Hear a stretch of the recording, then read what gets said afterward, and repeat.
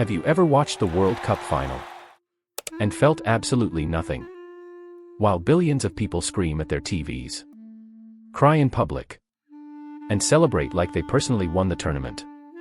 You're just sitting there wondering, why do people care this much?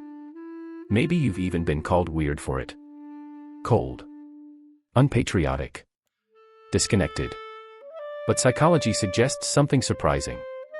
Your brain may not be wired wrong at all. It may simply be attached to something else. Every 4 years, the World Cup descends on the planet like a weather event. Offices slow down. Entire countries hold their breath. And millions of people experience joy or heartbreak over the actions of 11 strangers wearing matching jerseys. But why? Why do people feel like they won when they never touch the ball? Psychologists call this phenomenon basking in reflected glory, or burging. First studied by Robert Cialdini in the 1970s. Researchers noticed that students were much more likely to wear university clothing after their team won a game. Not because they played. Not because they helped. But because success feels good when it belongs to your group. The human ego loves shared victories. Notice how language changes. When the team wins, we won. But when the team loses, they played terribly. The ego quietly protects itself. This isn't hypocrisy. It's social identity. Humans naturally build part of their identity around groups, teams, nations, communities. And those groups give people something powerful: belonging. But what if football never gave you that feeling? What if the World Cup leaves you completely indifferent? That doesn't mean you lack the need to belong. It may simply mean your belonging exists somewhere else. Maybe it's your career, a creative hobby, a close friend group, books, music, or ideas that light up your mind. The desire for connection is universal. The vehicle is different. And there's another reason sports become so emotionally addictive: uncertainty.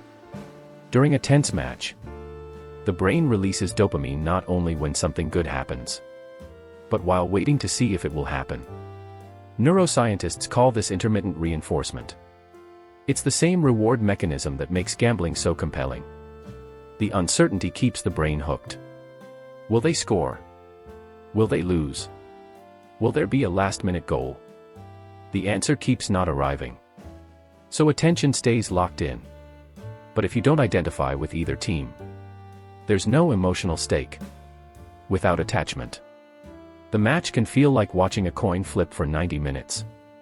The World Cup adds another layer: national identity. Suddenly it's not just a team. It's your country, your flag, your people. For some, that creates intense pride. For others, it creates distance. Because not everyone feels deeply connected to national identity. And that's normal too. Psychology consistently shows that the more strongly you tie your identity to a group, the more that group's victories and losses affect your emotions. No attachment. No emotional impact. Simple. In the end, not caring about the World Cup doesn't mean you're cold. And caring deeply doesn't mean you're irrational.